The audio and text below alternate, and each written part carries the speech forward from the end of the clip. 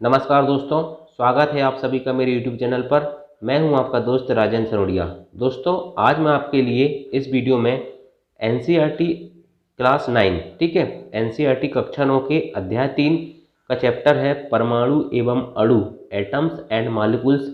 इसके most important MCQ लेकर आया हूं, ठीक है। सबसे पहले दोस्तों हम इस वीडियो में इसके मोस्ट इम्पॉर्टेंट MCQ को सॉल्व करेंगे। इसके बाद दोस्तों लास्ट में क्या होगा कि इस पूरे चैप्टर के क्या है, चैप्टर के टॉपिक वाइज इसमें नोट्स बने हुए हैं, ठीक है। तो इसको दोस्तों मैं आपको क्या करूँगा, अपने टेलीग्राम चैनल है सनोडिया 91, ठीक है, सनोडिया 91 टेलीग्राम चैनल है मेरा, इसमें दे दूंगा, ठीक है। आप उसमें जाके उसको रीड करेंगे, ठीक है। वैसे तो दोस्तों MCQ में ही मैं सारे कॉन्सेप्ट आपके क्लियर कर दूंगा, लेकिन उसके बाद जो कुछ बचा हुआ मटेरियल है, ठीक है, उसको आप PDF से एक बार जरूर पढ़ेंगे। चलिए शुरुआत करते हैं क्वेश्चन नंबर 1 से। क्वेश्चन नंबर 1 है, रासायनिक संयोजन के नियम को किसने स्थापित किया जिसने रासायनिक विज्ञान को महत्वपूर्ण आधार प्रदान किया, ठीक है। तो इसका राइट आंसर हो जाएगा दोस्तों ऑप्शन नंबर ए, लवाइजिए ने। किसने? लवाइजिए ने दोस्तों रासायनिक संयोजन के नियम को स्थापित किया था। किसने किया था? लवाइजिए ने किया था। किसने किया था? लवाइजिए ने रासायनिक संयोजन के नियम को प्रस्तावित किया था। लवाइजिए के साथ दोस्तों एक वैज्ञानिक का और नाम आता है, ठीक है, आप याद रखना, जोसेफ एल ब्राउस्ट। कौन? जोसेफ एल ब्राउस्ट, ठीक है, जोसेफ एल ब्राउस्ट, ठीक है, प्राउस्ट, ठीक है, जोसेफ एल प्राउस्ट, ठीक है। तो इनका नाम भी याद रखना, ठीक है। तो लवाइजी के साथ दोस्तों जोसेफ एल प्राउस्ट भी थे, जिन्होंने रासायनिक संयोजन के नियम को स्थापित करने में महत्वपूर्ण भूमिका अदा की, ठीक है। दोस्तों ये रासायनिक संयोजन के नियम क्या होते हैं? तो देखिए, रासायनिक संयोजन के 2 नियम होते हैं, ठीक है। कितने नियम होते हैं रासायनिक संयोजन के? 2 नियम होते हैं। कौन कौन से? एक होता है द्रव्यमान संरक्षण का नियम। कौन सा नियम? द्रव्यमान संरक्षण का नियम। और दूसरा होता है दोस्तों स्थिर अनुपात का नियम, ठीक है। याद रखना, रासायनिक संयोजन के नियम को किसने प्रतिपादित किया था? लवाइजिए ने, ठीक है। उनके साथ जोसेफ एल प्राउस्ट का भी नाम आता है, ठीक है। रासायनिक संयोजन के 2 नियम होते हैं, जिनमें से पहला है द्रव्यमान संरक्षण का नियम और दूसरा है स्थिर अनुपात का नियम, ठीक है। चलिए देखते हैं नेक्स्ट क्वेश्चन को। द्रव्यमान संरक्षण नियम के अनुसार किसी रासायनिक अभिक्रिया में, ठीक है, द्रव्यमान का ना तो सृजन किया जा सकता है, बिल्कुल राइट बात है, और ना तो विनाश किया जा सकता है, ये भी राइट है। मतलब इसका आंसर हो जाएगा दोस्तों ऑप्शन नंबर सी, उपयुक्त दोनों। देखिए, द्रव्यमान संरक्षण के नियम के अनुसार दोस्तों ना तो उसको उत्पन्न किया जा सकता है, ना तो उसका सृजन किया जा सकता है, और ना ही उसका विनाश किया जा सकता है। उदाहरण के लिए दोस्तों हम लेते हैं वाटर, मतलब H2O, जल का उदाहरण लेते हैं, ठीक है, H2O, ठीक है। तो H2O को देखिए दोस्तों, H2O का होता है, H2O क्या होता है, 2 चीजों से मिलकर बनता है, H2 प्लस O, ठीक है। H2 प्लस O से मिलकर क्या बनता है? H2O बनता है, ठीक है। H2 दोस्तों देखो, H2 का परमाणु द्रव्यमान कितना हो जाएगा? 1 होता है, और वहाँ तो कितने परमाणु उसके? 2, तो कितना हो जाएगा? 2 प्लस ऑक्सीजन का परमाणु द्रव्यमान कितना होता है? 16, ठीक है, 2 प्लस 16। अब इधर देखिए H2 में कितना हो जाएगा? 2 प्लस 16, तो 18 बराबर 18 हो रहा है, ठीक है। इसलिए दोस्तों कहा जाता है कि द्रव्यमान संरक्षण के अनुसार द्रव्यमान का ना तो क्या किया जा सकता है? सृजन किया जा सकता है, और न ही विनाश किया जा सकता है, ठीक है। याद रखना कि द्रव्यमान संरक्षण के नियम के अनुसार द्रव्यमान का ना तो सृजन किया जा सकता है और न ही विनाश किया जा सकता है। नेक्स्ट क्वेश्चन देखते हैं। यौगिक जल में हाइड्रोजन एवं ऑक्सीजन के द्रव्यमान का अनुपात सदैव होता है। क्या? यौगिक जल में हाइड्रोजन एवं ऑक्सीजन के द्रव्यमान का अनुपात सदैव होता है, क्वेश्चन ने पूछा है, ठीक है। तो देखिए दोस्तों इसका राइट आंसर हो जाएगा 1:8। कितना? 1:8। जल क्या होता है दोस्तों? हाइड्रोजन और ऑक्सीजन का क्या है? यौगिक है। क्या है? हाइड्रोजन और ऑक्सीजन का यौगिक कौन है? जल है। अब अनुपात कह रहा सदैव कैसा होता है? देखिए, इसमें हाइड्रोजन और ऑक्सीजन का अनुपात पूछा दोस्तों, तो हाइड्रोजन का कितना हो जाएगा? हाइड्रोजन का द्रव्यमान कितना हो जाएगा? देखिए, यहाँ पर हाइड्रोजन का द्रव्यमान होता है 1, लेकिन H2 के कितने अणु हैं? 2, ठीक है, 2 हो जाएगा, ठीक है। और ऑक्सीजन का कितना अणु है? ऑक्सीजन का 1 अणु है, और इसका द्रव्यमान कितना होता है? 16। इसको काटेंगे तो कितना जाएगा? 1:8 जाएगा, ठीक है। तो हमेशा याद रखना दोस्तों, जल में हाइड्रोजन एवं ऑक्सीजन के अनुपात सदैव कितना होता है? 1:8 होता है। नेक्स्ट क्वेश्चन देखते हैं, ठीक है। अमोनिया में नाइट्रोजन एवं हाइड्रोजन के द्रव्यमान का अनुपात कितना होता है? सेम क्वेश्चन है दोस्तों। देखिए, सबसे पहले आपको पता होना चाहिए कि अमोनिया का फार्मूला कितना होता है। अमोनिया का फार्मूला होता है NH3। अब नाइट्रोजन का द्रव्यमान कितना होता है? 14। परमाणु क्रमांक 7 होता है, लेकिन परमाणु द्रव्यमान 14 होता है, ठीक है। और हाइड्रोजन का परमाणु द्रव्यमान 1 होता है, लेकिन 3 है दोस्तों, 3 परमाणु है, इसलिए हो जाएगा 14:3, ठीक है। इसलिए इसका राइट आंसर हो जाएगा 14:3। देखिए दोस्तों, इससे हमें क्या पता चल रहा है, ये चीज़ ये दिखा रही है हमें, ये अनुपात ये हमें दिखाता है कि ये स्थिर अनुपात का नियम है। क्या है? स्थिर अनुपात का नियम है। ठीक है, हमेशा अनुपात क्या रहता है? स्थिर रहता है। कैसे स्थिर रहता है? देखिए अभी हमने जल का देखे थे, तो जल का कितना आया था? 1/8 आ गया था। ठीक है, 1:8 आया था। तो ये स्थिर अनुपात के नियम की पुष्टि करता है। स्थिर अनुपात के नियम के अनुसार जैसे दोस्तों आप जल ले लो, चाहे अमेरिका का जल ले लो, चाहे हिंदुस्तान में कहीं का भी जल ले लो, चाहे किसी भी देश का जल ले लो, तो उसका जो अनुपात है वो बदलेगा क्या? नहीं बदलेगा। वो हाइड्रोजन और ऑक्सीजन से बनेगा, और उसमें हाइड्रोजन और ऑक्सीजन का अनुपात हमेशा 1:8 ही होगा। इसी प्रकार से दोस्तों अमोनिया है, अमोनिया में दोस्तों नाइट्रोजन, अमोनिया कहीं से ले लो आप, प्रयोगशाला से ले लो, चाहे कहीं से भी ले लो। ठीक है, उसमें दोस्तों नाइट्रोजन और हाइड्रोजन का अनुपात कितना रहेगा? 14:3 ही रहेगा। ठीक है, ये क्या करता है? स्थिर अनुपात के नियम की पुष्टि करता है। ठीक है, नेक्स्ट क्वेश्चन देखते हैं। क्वेश्चन नंबर 5 है, स्थिर अनुपात के नियम को और किस नाम से जाना जाता है? बहुत इंपॉर्टेंट क्वेश्चन दोस्तों।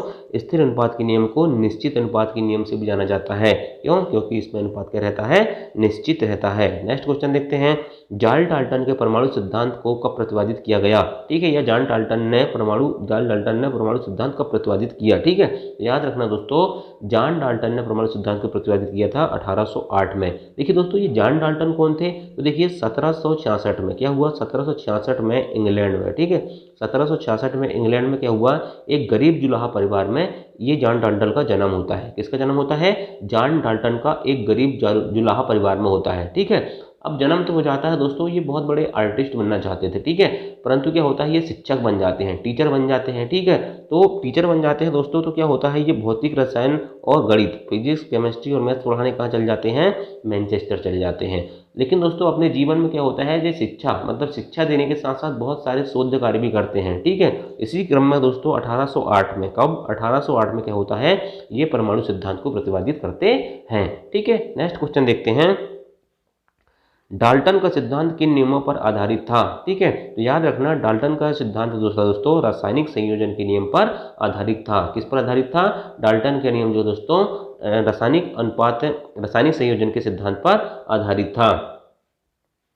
क्या हुआ दोस्तों, जो डाल्टन का परमाणु सिद्धांत है ना, उसने द्रव्यमान का संरक्षण और स्थिर अनुपात का जो नियम था, दोनों की व्याख्या की थी। किसकी व्याख्या की थी? स्थिर अनुपात के नियम की भी और द्रव्यमान संरक्षण के नियम की बात की थी। और रासायनिक संयोजन के नियम क्या है? ये दोनों तो हैं। ठीक है, द्रव्यमान संरक्षण का नियम और स्थिर अनुपात का नियम। नेक्स्ट क्वेश्चन देखते हैं, डाल्टन के परमाणु सिद्धांत के अनुसार सभी द्रव्य चाहे तत्व यौगिक मिश्रण हो बने हों, तो याद रखना सूक्ष्म कणों से बने होते हैं। डाल्टन के परमाणु सिद्धांत के अनुसार सभी द्रव्य किससे बने होते हैं? सूक्ष्म कणों से बने होते हैं, चाहे वो तत्व हो, यौगिक हो या मिश्रण हो। ठीक है, क्या होता है? सभी द्रव्य किससे बने हैं? परमाणुओं से बने हैं, जो रासायनिक अभिक्रिया में भाग लेते हैं और परंतु स्वतंत्र अवस्था में नहीं रह सकते, किंतु रासायनिक अभिक्रिया में भाग लेते हैं, उनको कहते हैं परमाणु कहते हैं। ठीक है, तो याद रखना, डाल्टन के परमाणु सिद्धांत के अनुसार क्या होता है? सभी द्रव्य किससे बनकर बने होते हैं? सूक्ष्म कणों से मिलकर बने होते हैं। नेक्स्ट क्वेश्चन देखते हैं, सभी द्रव्यों की रचनात्मक इकाई क्या होती है? तो याद रखना दोस्तों, सभी द्रव्यों की रचनात्मक इकाई परमाणु होती है। बिल्कुल छाप लेना इस क्वेश्चन को, बहुत इंपॉर्टेंट क्वेश्चन है दोस्तों हर एग्जाम के दृष्टिकोण से। ठीक है, चलिए नेक्स्ट क्वेश्चन देखते हैं, परमाणु त्रिज्या को किस में मापा जाता है? तो परमाणु त्रिज्या को मापा जाता है नैनोमीटर में। किसमें मापा जाता है? नैनोमीटर में। और याद रखना, 1 नैनोमीटर बराबर होता है 10⁻⁹ मीटर। क्या? 1 नैनोमीटर बराबर होता है 10⁻⁻ मीटर। और यदि धोखा से कभी पूछ ले कि 1 मीटर बराबर कितने नैनोमीटर, तो याद रखना 10⁻9 नैनोमीटर। क्या? 1 मीटर बराबर 10⁻9 नैनोमीटर। चलिए देखते हैं नेक्स्ट क्वेश्चन, कॉपर का नाम किससे व्युत्पन्न हुआ है? तो याद रखना, कॉपर का नाम व्युत्पन्न हुआ है साइप्रस से। किससे? साइप्रस से। अब ये साइप्रस क्या है? क्या हुआ दोस्तों, जब प्रारंभ में तत्वों के नाम की उत्पत्ति हुई थी ना, तो उनके नाम उन स्थानों के नाम से रखे गए जहाँ पे सर्वप्रथम पाए गए। क्या? उन स्थानों के जहाँ पे सबसे पहले मिले ना, उन्हीं के नाम पे उनका नाम रख दिया गया है। ठीक है, इसी प्रकार से दोस्तों हम देखते हैं सोना। इसका नाम सोना, सोना को क्या कहते हैं इंग्लिश में? Gold, gold, gold, gold. तो इस शब्द की उत्पत्ति कहाँ से हुई पता है दोस्तों? अंग्रेजी के उस शब्द से हुई है जिसका अर्थ क्या होता है? पीला होता है, येलो होता है। याद रखना दोस्तों, कॉपर का नाम किससे व्युत्पन्न हुआ है?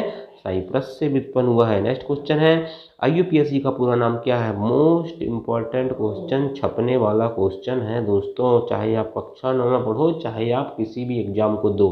ठीक है, तो याद रखना दोस्तों, याद रखना, छाप लेना, याद कर लेना, रट डालना। International union of pure and applied chemistry, option number A, international union of pure and applied chemistry, pure and applied chemistry. Next question है, अधिकतर तत्वों के प्रतीक बने होते हैं, पहला अक्षर बड़ा, दूसरा अक्षर छोटा। देखिए हाइड्रोजन तो दोस्तों सिंगल है, ठीक है। हीलियम पहला अक्षर बड़ा, दूसरा अक्षर छोटा। हाइड्रोजन हीलियम, इसके बाद बेरिलियम Be, ठीक है, बड़ा पहला, छोटा दूसरा, ठीक है। इसके बाद सोडियम, ये देखिए ये आ गया। इसके बाद देखिए दोस्तों कैल्शियम, कैल्शियम में भी क्या हो रहा है, पहला बड़ा आ रहा है, दूसरा छोटा आ रहा है, ठीक है। तो याद रखना आंसर हो जाएगा पहला अक्षर बड़ा, दूसरा अक्षर छोटा, ऑप्शन नंबर ए सही है। नेक्स्ट क्वेश्चन देखते हैं, क्वेश्चन नंबर 14 है, लैटिन नाम सुमेलित नहीं है, ठीक है। मोस्ट इंपॉर्टेंट क्वेश्चन, लैटिन नाम सुमेलित नहीं है। लोहा फेरम Fe, बिल्कुल right. Sodium नाइट्रियम Na, potassium कैलियम K, तो सभी सुमेलित हैं। क्या हो जाएगा, लैटिन नाम सभी सुमेलित हैं। चलिए, परमाणु द्रव्यमान इकाई कार्बन 12 के समस्थानिक के एक परमाणु के द्रव्यमान के कितने भाग के बराबर होता है? तो याद रखना 1/12 भाग के बराबर होता है, ठीक है। बहुत इंपॉर्टेंट क्वेश्चन है। चलिए दोस्तों, यहाँ से आप देखिए, यहाँ से आपको ये पूरी PDF मिलेगी। क्या मिलेगी? पूरी PDF। बहुत सारे स्टूडेंट कहते हैं ना कि सर नोट्स कहाँ से मिलेंगे, तो देखिए इतने गजब के नोट्स दोस्तों छांट के आपके लिए बनाया हूँ। जहाँ ज़रूरत पड़ी मैंने स्क्रीनशॉट को चिपकाया है, और जहाँ ज़रूरत पड़ी दोस्तों तो वहाँ पर अपने हाथ से भी लिखा है, ठीक है। देखिए ये देखिए, इनको पढ़िए, आप एक एक पॉइंट को पढ़िए दोस्तों, आपको बहुत अच्छा लगेगा।